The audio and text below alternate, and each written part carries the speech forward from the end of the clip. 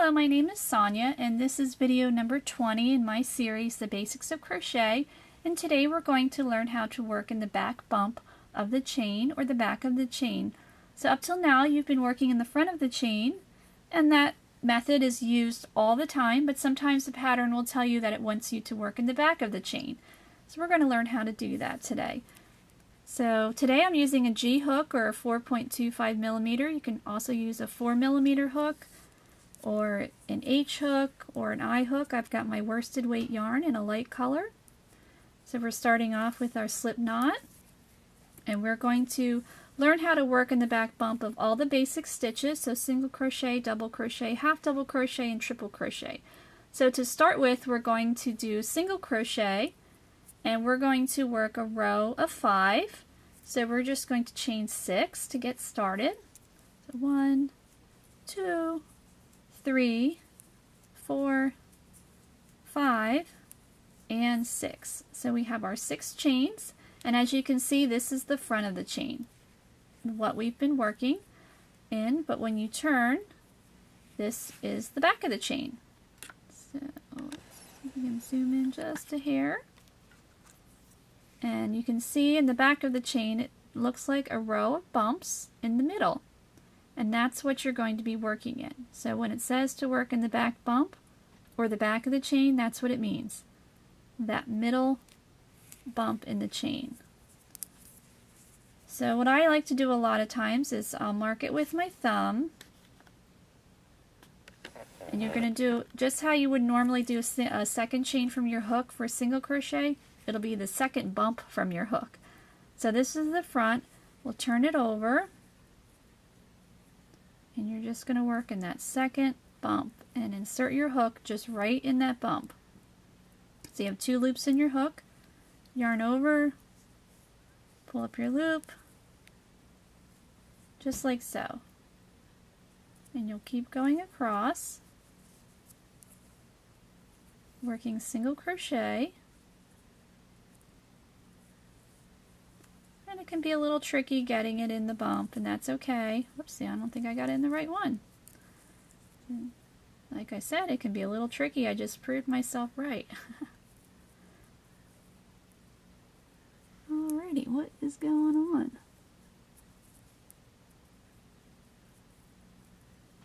There we go. So sometimes when you're chaining, you don't want it to be too tight, but you certainly don't want it to be too loose either, especially when working in the back bump. So that was a good example of that. And I usually use my finger to kind of manipulate the hook onto the bump.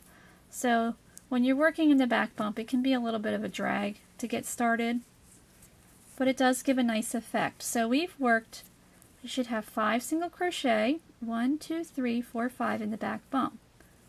So when you look at it, it doesn't look too much different, but when you turn it over, you can see that it does look like a row of chains, just like the top of your stitches here. So that could be why a pattern designer would say, I want you to work in the back of the chain, because they want the bottom of it to look like the top of it.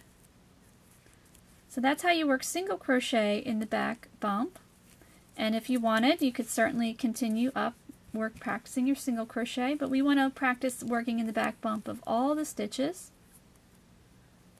And when you undo it, you can definitely see how these bumps are raised, and so that's what you know what you need to work in. So I like to start from scratch. That's why we're undoing the whole thing, so now you can see how to work a double crochet in the back bump. So we're going to chain 7. So we want to work a row of 5, 4, 5, 6, and 7.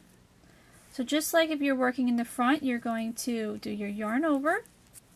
You're going to work in the 4th chain from your hook. So 1, 2, 3, and 4. But we're working in the 4th bump from our hook. So 1, 2, 3, 4. So right here is where you want to insert in the bump and work a regular double crochet. And you're going to keep going across, and your skipped chain 3 is going to count as a stitch.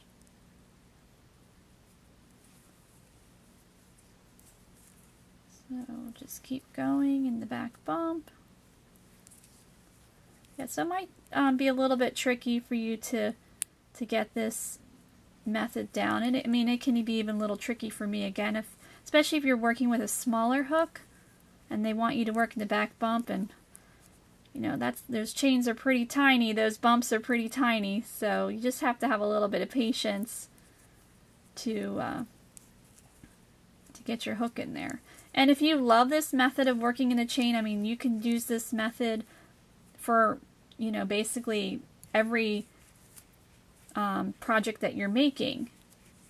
It's certainly fine, but if the pattern doesn't state where to work in the chain, you know, just work in the chain however you like. So now we have made 5, 1, 2, 3, 4, 5 double crochet in the back bump, and you can see the bottom looks very similar to the top. So we'll do half double crochet. So work a row of 5. So we're going to chain 6.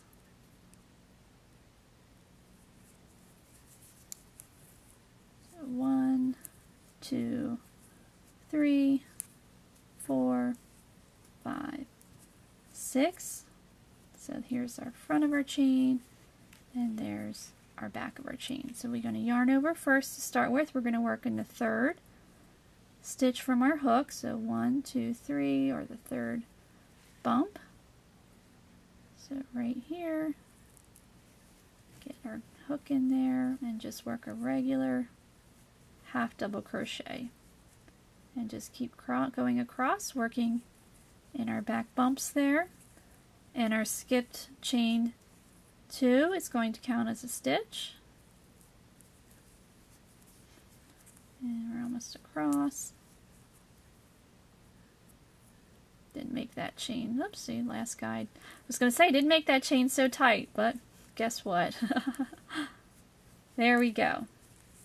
So now we've worked in the back bump for half double crochet, so you can see the bottom looks very similar to the top. And we'll do triple crochet.